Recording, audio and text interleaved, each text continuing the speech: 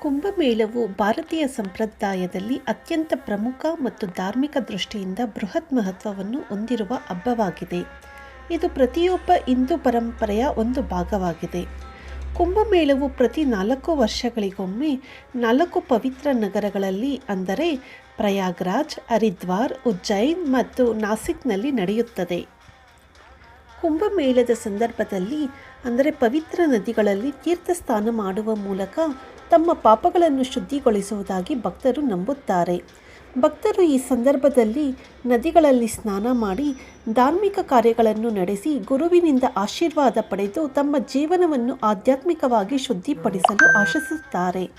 ಭದ್ರಪೂರ್ವಕವಾಗಿ ಮಹಾಶಿವರಾತ್ರಿ, ನವಗ್ರಹ ಹೋಮ, ಚಂಡಿಕಾ ಹೋಮ, ಸಪ್ತ ಪವಿತ್ರ ನದಿಗಳ ತುಳಸಿ ಸೌಜಿಲ್ಯ ಹಾಗೂ ಇತರ ಧಾರ್ಮಿಕ ಕಾರ್ಯಕ್ರಮಗಳು ನಡೆಯುತ್ತವೆ. ಇದು ಅಂತಾರಾಷ್ಟ್ರೀಯ ಮಟ್ಟದಲ್ಲಿ ಲಕ್ಷಾಂತರ ಭಕ್ತರನ್ನು ಆಕರ್ಷಿಸುವ ಒಂದು ಅವಿಭಾಜ್ಯ ಧಾರ್ಮಿಕ ಸಮಾರಂಭವಾಗಿದೆ.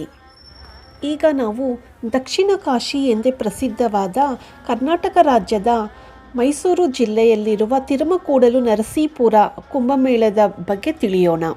ತಿರುಮಕೂಡಲು ನರಸೀಪುರ ಕುಂಭಮೇಳವು ಕರ್ನಾಟಕ ರಾಜ್ಯದ ಮೈಸೂರು ಜಿಲ್ಲೆಯ ನರಸೀಪುರ ಪಟ್ಟಣದಲ್ಲಿರುವ ಪ್ರಮುಖ ಧಾರ್ಮಿಕ ಹಾಗೂ ಸಾಂಸ್ಕೃತಿಕ ಕಾರ್ಯಕ್ರಮವಾಗಿದೆ. ಪ್ರತಿ 3 ವರ್ಷಗಳಿಗೊಮ್ಮೆ ನಡೆಯುವ ಈ ಕುಂಭಮೇಳವು ದಕ್ಷಿಣ ಭಾರತದ ಅತ್ಯಂತ ಪ್ರಮುಖ ಕಾರ್ಯಕ್ರಮಗಳಲ್ಲೊಂದು. ಇಲ್ಲಿ ಕಾವೇರಿ, ಕಪಿಲಾ ಮತ್ತು ಗುಪ್ತಗಾಮಿನಿ ನದಿಯಾದ ಸ್ಫಟಿಕಾ ನದಿಗಳ ಸಂಗಮವಿರುವ ತ್ರಿವೇಣಿ ಸಂಗಮದಲ್ಲಿ ಲಕ್ಷಾಂತರ ಭಕ್ತರು ಭಾಗವಹಿಸಿ ತೀರ್ಥಸ್ನಾನ ಮಾಡಿ ತಮ್ಮ ಪಾಪಗಳನ್ನು ಶುದ್ಧಿಗೊಳಿಸುತ್ತಾರೆ. ಈ ಮೇಳವು ಪ್ರಮುಖ ಧಾರ್ಮಿಕ ಹೋಮಗಳು, ಪೂಜೆಗಳು, ಸಾಧು ಸನ್ಯಾಸಿಗಳ ಸಭೆಗಳು ಹಾಗೂ ಸಾಂಸ್ಕೃತಿಕ ಕಾರ್ಯಕ್ರಮಗಳ ಮೂಲಕ ಭಕ್ತರ ಪ್ರಾರ್ಥನೆಗಳನ್ನು ಸಾಧಿಸಲು ಅನುಕೂಲವಾಗಿರುತ್ತದೆ. 2025ರ ಕುಂಭಮೇಳವು ಫೆಬ್ರವರಿ 10ರಿಂದ 12ರವರೆಗೆ ನಡೆಯಲಿದೆ. ಈ ಸಮಯದಲ್ಲಿ ಗಣಪತಿ ಹೋಮ, ನವಗ್ರಹ ಹೋಮ, ಚಂಡಿಕಾ ಹೋಮ ಮತ್ತು ಪುಣ್ಯಸ್ನಾನ ಮುಂತಾದ ಧಾರ್ಮಿಕ ಕಾರ್ಯಕ್ರಮಗಳು ನಡೆಯುತ್ತವೆ. ಇದೇ ಸಮಯದಲ್ಲಿ ಪವಿತ್ರ ತೀರ್ಥ ಸಂಯೋಜನೆ, ಧರ್ಮಸಭೆಗಳು ಮತ್ತು ಸಾಂಸ್ಕೃತಿಕ ಕಾರ್ಯಕ್ರಮಗಳು ಭಕ್ತರ ಪಾಲಿಗೆ ಆಚರಿಸಲಾಗುತ್ತವೆ. ಈ ಮೇಳವು ದಕ್ಷಿಣ ಭಾರತದ ಸನಾತನ ಸಂಸ್ಕೃತಿಯ ಪ್ರತಿಷ್ಠಿತ ಭಾಗವಾಗಿದ್ದು ಪ್ರತಿ ವರ್ಷವೂ ಭಕ್ತರ ಹಿತಾರ್ಥಕ್ಕಾಗಿ ನಡೆಯುತ್ತದೆ. ಮೈಸೂರು ಜಿಲ್ಲೆಯ ತಿರುಮಕೂಡಲು ನರಸೀಪುರದಲ್ಲಿ ಫೆಬ್ರವರಿ 10ರಿಂದ 12ರವರೆಗೆ ನಡೆಯುತ್ತಿರುವ 13ನೇ ಕುಂಭಮೇಳವು ದಕ್ಷಿಣ ಭಾರತದ ಪ್ರಮುಖ ಧಾರ್ಮಿಕ ಕಾರ್ಯಕ್ರಮವಾಗಿದೆ. ಈ ಮೇಳವು ಕಾವೇರಿ, ಕಪಿಲಾ ಮತ್ತು ಗುಪ್ತಗಾಮಿನಿಯಾದ ಸ್ಫಟಿಕಾ ಸರೋವರಗಳ ಸಂಗಮವಾದ ತ್ರಿವೇಣಿ ಸಂಗಮದಲ್ಲಿ ನಡೆಯುತ್ತದೆ. ಇದು ದಕ್ಷಿಣ ಕಾಶಿ ಎಂದೇ ಪ್ರಸಿದ್ಧವಾಗಿದೆ. ಈ ನದಿಯ ತೀರದಲ್ಲಿ ಅಗಸ್ತೇಶ್ವರ ದೇವಸ್ಥಾನವೂ ಇದೆ. ಅಗಸ್ತೇಶ್ವರ ದೇವಸ್ಥಾನವು ಪ್ರಮುಖ ಹಿಂದೂ ಧಾರ್ಮಿಕ ಕ್ಷೇತ್ರವಾಗಿದೆ. ಈ ದೇವಸ್ಥಾನವು ಶ್ರೀ ಅಗಸ್ತ್ಯ ಮಹರ್ಷಿಯ ಸಂಕಲ್ಪದಿಂದ ನಿರ್ಮಿತವಾದದ್ದು ಎಂದು ಹೇಳಲಾಗುತ್ತದೆ. ಅಗಸ್ತ್ಯ ಮಹರ್ಷಿಯ ಕುರಿತಾದ ಪುರಾಣಗಳು ಮತ್ತು ಜನಕಥೆಗಳು ಪ್ರಾಚೀನ ಭಾರತೀಯ ಸಂಪ್ರದಾಯದಲ್ಲಿ ಮಹತ್ವವನ್ನು ಹೊಂದಿವೆ. ಅಗಸ್ತೇಶ್ವರ ದೇವಸ್ಥಾನವು ಅವಧಿಯ ಚಲಿಸುವ ಕಾಲಘಟ್ಟಗಳನ್ನು ಪ್ರತಿಬಿಂಬಿಸುವ ಸ್ಥಾಪನೆಯನ್ನು ಹೊಂದಿದೆ. ಈ ದೇವಾಲಯವು ಶಿವನಿಗಾಗಿ ಅನುಗ್ರಹದ ಪ್ರತಿಮೂರ್ತಿ ಅಲ್ಲದೆ ಅಗಸ್ತ್ಯ ಮಹರ್ಷಿಯ ಆಶೀರ್ವಾದದಿಂದ ಈ ದೇವಾಲಯವು ನಿರ್ಮಿಸಲ್ಪಟ್ಟಿದೆ. ಹೆಚ್ಚು ಪ್ರಖ್ಯಾತಿಯ ಕಾರಣವೇನೆಂದರೆ ಶಿವಪೂಜೆಗೆ ಅಗಸ್ತ್ಯ ಮಹರ್ಷಿಯು ಈ ಪವಿತ್ರ ಕ್ಷೇತ್ರದಲ್ಲಿ ಸಿಗುವ ಜಲದಿಂದ ಶುದ್ಧೀಕರಣ ಕಾರ್ಯಗಳು ಮುಗಿಸಿ ಪೂಜಿಸಲಾಗುತ್ತಿತ್ತು. ಅಗಸ್ತೇಶ್ವರ ದೇವಸ್ಥಾನವು ದಕ್ಷಿಣ ಭಾರತದ ಸಮೃದ್ಧ ಸಂಸ್ಕೃತಿಯ ಭಾಗವಾಗಿದೆ ಮತ್ತು ಈ ಸ್ಥಳವು ಧಾರ್ಮಿಕ ಹಾಗೂ ಆಧ್ಯಾತ್ಮಿಕ ಮಹತ್ವವನ್ನು ಹೊಂದಿರುವ ಕ್ಷೇತ್ರವಾಗಿದೆ. ಭಕ್ತರು ಈ ದೇವಸ್ಥಾನದಲ್ಲಿ ನಿತ್ಯ ಪೂಜೆ, ಹೋಮ ಮತ್ತು ವಿಶೇಷ ಧಾರ್ಮಿಕ ಕಾರ್ಯಕ್ರಮಗಳಲ್ಲಿ ಪಾಲ್ಗೊಳ್ಳುತ್ತಾರೆ. ಈ ನದಿಯ ತೀರದಲ್ಲಿ ಮತ್ತೊಂದು ದೇವಸ್ಥಾನವೆಂದರೆ ಅದು ಗುಂಜ ನರಸಿಂಹಸ್ವಾಮಿ ದೇವಸ್ಥಾನವು. ಈ ಗುಂಜ ನರಸಿಂಹಸ್ವಾಮಿ ದೇವಸ್ಥಾನವು ಸಹ ಒಂದು ಪ್ರಮುಖ ಮತ್ತು ಪವಿತ್ರ ದೇವಸ್ಥಾನವಾಗಿದೆ. ಈ ದೇವಸ್ಥಾನವು ಶ್ರೀ ಹರಿಯುತ ಗುರುದೇವರಾದ ನರಸಿಂಹಸ್ವಾಮಿ ದೇವರಿಗೆ ಸಮರ್ಪಿತವಾಗಿದೆ. ಗುಂಜ ನರಸಿಂಹಸ್ವಾಮಿ ದೇವಾಲಯವು ಧಾರ್ಮಿಕ ಮತ್ತು ಆಧ್ಯಾತ್ಮಿಕ ದೃಷ್ಟಿಯಿಂದ ಪ್ರಾಮುಖ್ಯತೆ ಹೊಂದಿದೆ. ಈ ದೇವಾಲಯದ ಇತಿಹಾಸ ಹಲವು ದಶಕಗಳಿಂದ ಹರಿದು ಬಂದಿದೆ.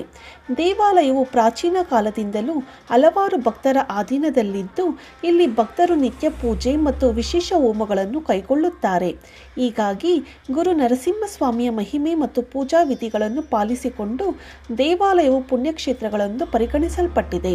ದೇವಾಲಯದ ಮೂಲಕ್ಕೆ ನಂಬಿಕೆ ಮತ್ತು ಭಕ್ತಿ ಮುನ್ನಡೆಯುತ್ತಿದ್ದು, ಇದು ಪವಿತ್ರವಾದ ದೇವರ ಆರಾಧನೆ ಹಾಗೂ ಆರಾಧಕರ ಸಿದ್ಧಿಯನ್ನು ಸಾಧಿಸಲು ಅನುಕೂಲಕರ ಸ್ಥಳವಾಗಿದೆ. ಸ್ವಾಮಿ ದೇವಸ್ಥಾನ ಅಂತ ಇದು ಒಂದು ಗುರುಗಂಜಿ ಜಾಸ್ತಿ ಇದ್ದಾನೆ, ಗುರುಗಂಜಿ ಹಿಡ್ಕೊಂಡಿದ್ದಾನೆ, ಅದರಿಂದ ಅವನಿಗೆ ಗುರುಗಂಜಿ ಜಾಸ್ತಿ ಅಂತ ಹೇಳಿ ಗುಂಜಾ ನರಸಿಂಹ ಅಂತ ಹೆಸರಿದೆ. ಲಕ್ಷ್ಮೀ ನರಸಿಂಹನೇ, ತೊಡೆ ಮೇಲೆ ಲಕ್ಷ್ಮಿ ಇದ್ದಾಳೆ. ಅಲ್ಲಿ ಅಗಸ್ತ್ಯೇಶ್ವರ ದೇವಸ್ಥಾನ ಮಧ್ಯದಲ್ಲಿದೆ. ಎಲ್ಲಿದೆ ಸರ್? ಮಧ್ಯ ಆ ರಾಘವೇಂದ್ರ ಮಠ ಕಟ್ತಾ ಇದೆ.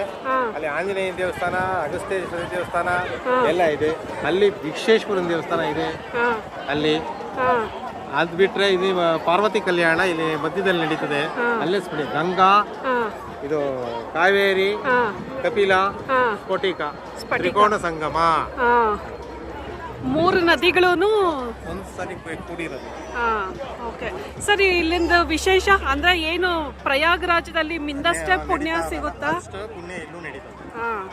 ಎಲ್ಲಿ ಪ್ರಯಾಗರಾಜದಲ್ಲಿ ಏನ್ ನಡೀತು ಅಷ್ಟೇ ಪುಣ್ಯ ಇರುತ್ತೆ. ಅಲ್ಲಿ ಗಂಗಾ, ಯಮುನಾ, ಸರಸ್ವತಿ ಇರೋದಲ್ಲಿ ಅದೇ ತರ ಇಲ್ಲಿ ಕಾವೇರಿ, ಕಪಿಲ, ಸ್ಫಟಿಕ. ಓಕೆ, ಸೊ ಅಲ್ಲಿ ಮಿಂದಷ್ಟೇ ಪುಣ್ಯ ಫಲ ಇಲ್ಲೂ ಸಿಗುತ್ತೆ ಅಂತ ನೀವು ಹೇಳ್ತಿದ್ದೀರಾ? ಇದು ದಕ್ಷಿಣ ಕಾಶಿ, ಉತ್ತರ ಕಾಶಿ. ಓಕೆ, ಅದು ಉತ್ತರ ಕಾಶಿಯಲ್ಲಿ ಪ್ರಯಾಗರಾಜ್ ನಡೀತದೆ. ದಕ್ಷಿಣ ಕಾಶಿಯಲ್ಲಿ ತಿರುಮಕೂಳು ಅಂತ ನಡೆಯೋದು. ಓಕೆ, ವಿಶೇಷ ಏನಿಲ್ಲ. ತಿರುಮಕೂಳು ಯುಗಾದಿ ಹಬ್ಬದಲ್ಲಿ ಒಂದು ನಿಜಾನ್ ಜನ ಬಂದು ಸ್ನಾನ ಮಾಡ್ತಾರೆ. ಇಲ್ಲಿ ಯುಗಾದಿ ಹಬ್ಬದ ದಿವಸ ಒಂದು ವಿಶೇಷ ದಿನನೇ ಅವತ್ತು ನಡೀತದೆ. ಇಲ್ಲಿ ಇನ್ನ ಕುಂಭಮೇಳದಲ್ಲಿ 3 ದಿವಸ ನಡೀತದೆ. ಪಾರ್ವತಿ ಕಲ್ಯಾಣ ಇಲ್ಲಿ ನಡೀತದೆ. ಪಾರ್ವತಿ ಕಲ್ಯಾಣ ಹುಣ್ಣಿಮೆ ದಿವಸ ಪಾರ್ವತಿ ಕಲ್ಯಾಣ ಅಲ್ಲಿ ಆ ದೇವಸ್ಥಾನದಲ್ಲಿ ನಡೆಯುತ್ತೆ. ಪಾರ್ವತಿ ಕಲ್ಯಾಣ ಮಧ್ಯದಲ್ಲಿ. ಓಕೆ, ಅಲ್ಲಿ ಸರ್ ಅಲ್ಲಿ ಇನ್ನೇನು ನಡೆಯುತ್ತೆ ಆ ದೇವಸ್ಥಾನದಲ್ಲಿ? ಆ ದೇವಸ್ಥಾನದಲ್ಲಿ ರಾಘವೇಂದ್ರ ಮಠ ಹೊಡೆದಾಕಿದ್ರೆ ಕಟ್ತಾವ್ರೆ. ಆ ಗೋಪುರ ಕಾಣೋದು ಅಗಸ್ತ್ಯೇಶ್ವರ ದೇವಸ್ಥಾನ, ಚೌಡೇಶ್ವರಿ ದೇವಸ್ಥಾನ, ಆಮೇಲೆ ಆಂಜನೇಯ ದೇವಸ್ಥಾನ ಎಲ್ಲ ಮಧ್ಯದಲ್ಲಿ ಸಿಗ್ತವೆ. ಸರಿ, ಇಲ್ಲಿ ಹುಣ್ಣಿಮೆದಲ್ಲಿ ಏನ್ ಸರ್ ವಿಶೇಷ? ಹುಣ್ಣಿಮೆದಲ್ಲಿ ಈಗ ನಾಳಿದ್ದು ಹುಣ್ಣಿಮೆ ಅಲ್ವಾ? ಅದು ಭಾರತದ ಹುಣ್ಣಿಮೆ ಅಂತ ಇದೆ. ಆ ದಿವಸ ಇಲ್ಲಿ ಸ್ನಾನ ಮಾಡಿದ್ರೆ ಜನಗಳಿಗೆ ಮನಸ್ಸಲ್ಲಿ ಇರೋದು ಒಂದು ಪಾಪ ಪರಿಹಾರ ಆಗ್ಲಿ ಅಂತ ಹುಣ್ಣಿಮೆ ದಿನನೇ ಸ್ನಾನ ಮಾಡಿದ್ರೆ ಪಾಪ ಪರಿಹಾರ ಆಗುತ್ತಾ ಅಥವಾ ಇವತ್ತೂ ಮಾಡ್ತಿದಾರಲ್ವಾ? ಇವತ್ತು ಮಾಡಿದ್ರೂ ಹುಣ್ಣಿಮೆಗೆ ಸೇರುತ್ತೆ. ಓಕೆ, ಸರಿ ಸರ್, ಥ್ಯಾಂಕ್ ಯು.